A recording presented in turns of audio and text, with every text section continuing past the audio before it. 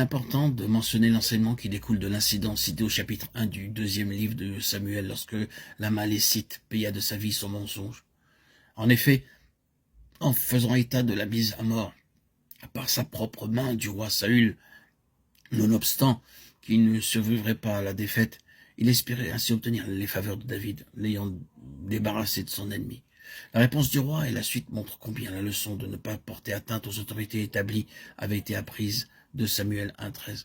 Ainsi, nous comprenons que l'enseignement à travers les voies de Dieu se fait en vue des situations futures avec lesquelles nous serons confrontés afin de faire respecter les principes divins.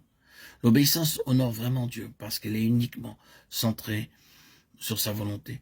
David était un homme soumis à l'autorité souveraine de Dieu et n'utilisa pas davantage de la situation pour s'assurer le pouvoir, mais témoigna de sa véritable soumission et de sa patiente attente de l'heure de Dieu. Seuls les hommes brisés savent attendre patiemment. Bien que la situation lui fût favorable, ce n'est cependant pas ce qui le gouverna. Il est merveilleux de voir combien Dieu est un Dieu de dessein. N'avait-il pas donné l'ordre au prophète Samuel de oindre cet homme selon son cœur? C'était donc lui qui se chargerait de son éducation en vue du but final qu'il savait devoir atteindre. En ce qui concerne David, les leçons antérieures avaient été apprises et maintenant commençait une autre phase de sa formation.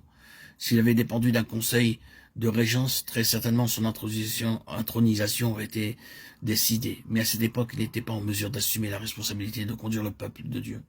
D'autre part, il fallait que ce dernier reconnaisse à l'heure de Dieu les valeurs spirituelles de cet homme et qu'il était vraiment l'élu de Dieu. Dieu n'impose jamais ce qu'il a choisi, mais il désire que nous les reconnaissions. Car comment son autorité serait-elle exercée par ceux qu'il a choisis s'ils ne sont pas reconnus? La question qu'il pose à Dieu témoigne de sa dépendance et c'est assurément l'un de nos plus grands privilèges. Sommes-nous aussi dépendants que l'était David? Combien de croyants manquent de paix en raison de leur indépendance? Ils ne sont jamais reposés intérieurement, car leurs pensées toujours en mouvement sont en quête d'un service pour Dieu. La dépendance témoigne de notre soumission et de notre obéissance, mais demande le brisement du moi et une vie liée au trône. La question de David fut double. Tout d'abord, monterai-je dans une des villes de Juda? Ensuite, où monterai-je? Et la réponse du Seigneur, à Hébron, de Samuel 2.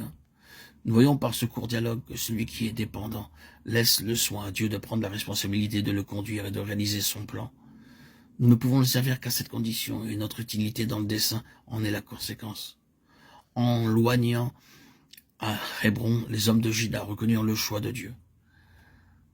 L'incident survenu entre Ish-Bosheth et Abner amena ce dernier à la décision de se rallier à David, quoique jusqu'à ce jour il se fût opposé en établissant le fils de Shaül, roi sur Galaad, alors qu'il avait connaissance de la volonté de Dieu concernant le fils d'Ishaï, de Samuel 2, 8, 3, 9.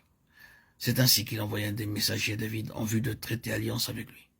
Après un entretien avec les anciens d'Israël, leur rappelant les paroles de l'Éternel au sujet de David, « Établissez-le maintenant, c'est par David mon serviteur, que je délivrerai mon peuple d'Israël de la main des Philistins et de la main de tous ses ennemis. » De Samuel 3, 18. La suite fut tragique, car après son entretien à Hébron avec le roi Abner, tomba dans le piège qui lui avait tendu Joab, qui l'assassina. Le point que nous devons retenir de cet événement, c'est que l'intronisation de David et le rassemblement de tout Israël ne pouvaient aucunement résulter du revirement de la position d'un homme, aussi influent qu'il puisse être. Dieu sait quand et comment chaque partie de son plan se réalisera, et il ne permet aucunement aux hommes d'y mettre la main. La déclaration de Dieu concernant son serviteur relevait de sa seule autorité quant à son heure.